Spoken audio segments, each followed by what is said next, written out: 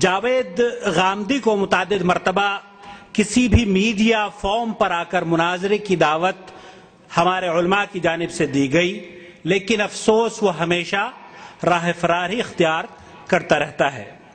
حضرات، آپ کے سامنے حقیقت واضح کر دی گئی ہے، اب فیصلہ آپ کو کرنا ہے کہ کیا ایسے شخص کو بالدین کرنے کی اجازت دی جا سکتی ہے؟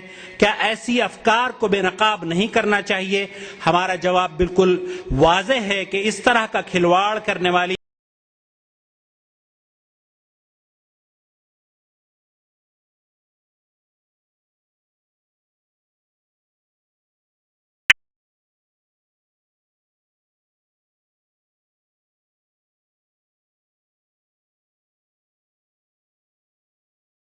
اور پر خادم الحرمین شریفین ملک عبداللہ اور ان کے اخوان کو کہ انہوں نے قرآن و سنت کی خدمت میں کوئی کسر نہیں چھوڑی ہے۔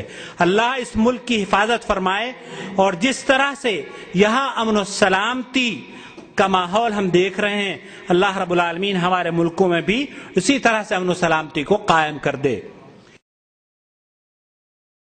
غامدی نامہ ہے، چونکہ ہمارے حریف اس وقت یہی ہیں کہ کسی نے لکھا ہے، رفیق چودھری صاحب جو ان کے خاص شاگرد ہیں، انہی کے اشعار ہیں یہ پاکستان سے، کہ تقریر تیری ساحری، ساحری یعنی جادوگرانہ، تقریر تیری ساحری، تحریر تیری منطقی، کیا خوب تیری شاعری تو ذات کا ککے زئی، کیا خوب تیری شاعری تو ذات کا ککے زئی، جاوید احمد غامدی، جاوید احمد غامدی۔ مودودی نے پالا تجھے، اصلاحی نے ڈھالا تجھے، مودودی نے پالا تجھے، اصلاحی نے ڈھالا تجھے، طاغوت اب لایا تجھے، ملا سے تیری دشمنی، جاوید احمد غامدی، جاوید احمد غامدی۔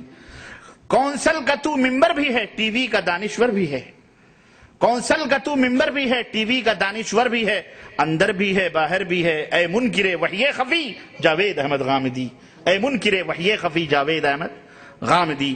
کتنے ہی تیرے ہم سفر کرتے رہے تجھ سے حذر یعنی پرہیز، کتنے ہی تیرے ہم سفر کرتے رہے تجھ سے حذر، جس کا سبب یہ تھا مگر ہے بے مروت آدمی، جاوید احمد غامدی، جاوید احمد غامدی۔ جب جھوٹ مسجد میں کہا تھا سامنے قرآن دھرا، جب جھوٹ مسجد میں کہا تھا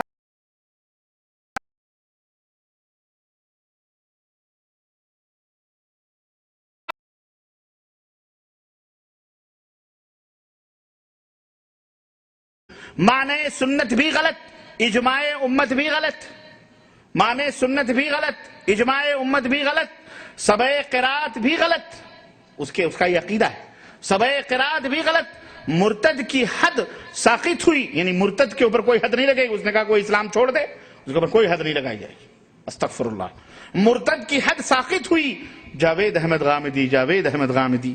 تصویر زندہ کی درست، تصویر زندہ، اس میں کسی کی بھی تصویر نکالو کوئی حرج نہیں، سب جائز ہے، حلال ہے، تصویر زندہ کی درست، رقص اور موسیقی بھی درست، گانے بجانے سب درست ہیں، میوزک فیوزک سب حلال ہے، ہاں اس نے حلال کیے بھائی، رقص اور موسیقی درست، حامیم کے معنی درست، کیا مر چکے عیسیٰ نبی، کیا مر چکے عیسیٰ نبی، جاوید احمد غامدی، جاوید احمد غامدی۔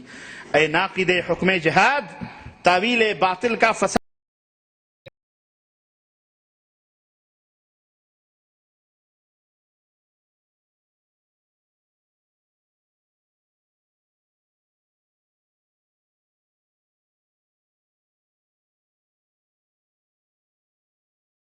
جاوید احمد غامدی، جاوید احمد غامدی۔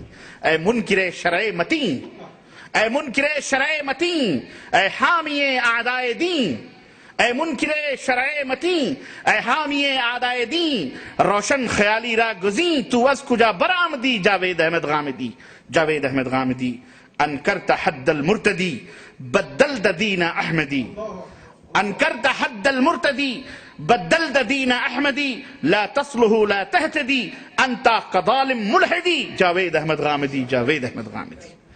تو یہ چند اشعار اعلیٰ حضرت علامہ حکیم الامت کے مفکر اسلام کے نظر ہیں، کاش میری آواز ان تک پہنچے ہم انہیں دعوت دیتے ہیں کہ وہ توبہ کریں اور اللہ رب العزت سے رجوع کریں اور امت کو گمراہیت سے بچائیں.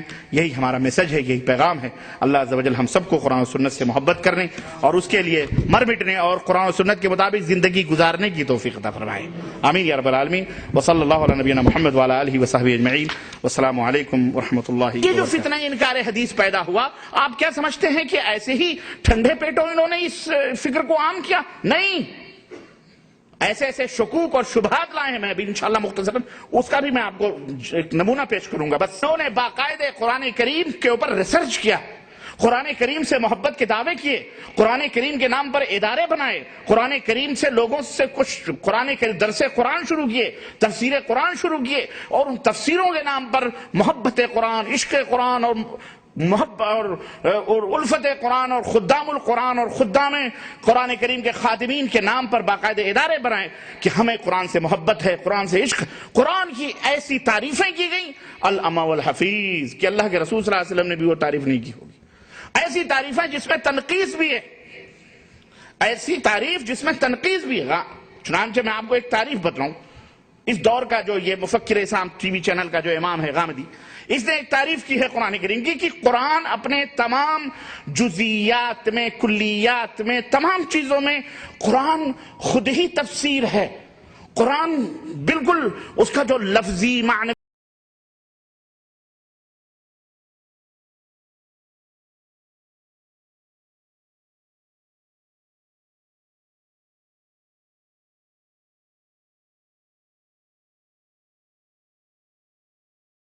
کسی تیلیا پہلوان کو, بیچارے کو, کمزور آدمی کو میں مثال دے رہا ہوں, نعوذ باللہ, جبکہ میں بتاؤں گا کہ قرآن کو سمجھنا کیسے ہے اور احادیث کیا ہے وہ میں بتاتا ہوں. لیکن یہ ایسے ہی ہے جسے کسی شخص کو پیڑ پر چڑھا دیا جائے, جو شخص بہرحال پیڑ پر چڑھنے کے قابل نہیں ہے, لیکن اس کے بارے میں تعبیر ایسی کی جائے, یہ وہ شخص ہیں جو ہمالیہ پر چڑھ سکتے ہیں, ہمالیہ سے کود سکتے ہیں, ہمالیہ سے چھلانگ لگا سکتے ہیں, ہمالیہ کے اوپر سے یہ جو ہے جو بھی چاہیں آپ وہاں سے دوڑ کر کے آ سکتے ہیں, پھر چڑھ سکتے ہیں, پھر آ سکتے ہیں, پھر چڑھ سکتے ہیں. وہ شخص محو حیرت ہے کہ یہ پاگل آدمی, ابھی میں تو 10 گز کے فاصلے پہ بھی نہیں جا سکتا, یہ گرہ ہمالیہ پہ جا سکتے ہیں, آ سکتے ہیں, چڑھ سکتے ہیں. اب اس تعریف میں کیا جائے, چلو بھائی کود جاؤ, نمونہ. اب اس کو دوڑانے لگے زبردستی, اس کو غریب کو, اس کا حال کیا ہوگا؟ اس کے ہڈیوں کا پکچر نکل جائے گا جناب, پنچر ہو جائے گا, وہ ختم ہو جائے گا. یہی حال ہوگا اس کا, اس آدمی کا, مر جائے گا. یہی حال قرآن کے ساتھ کیا گیا. تعریفیں کی گئیں قرآن کو خوب, اس میں کوئی شک نہیں, کوئی قرآن کی تعریف سے جلتا نہیں. یہ اللہ کا کلام ہے, یقیناً اللہ کا کلام جامع اور معنی, لیکن اللہ کا کلام سب کے لیے جامع معنی سمجھنے کے لیے نہیں. ہاں, ایک بادشاہ ہے, بادشاہ نے ایک حکم جاری کیا,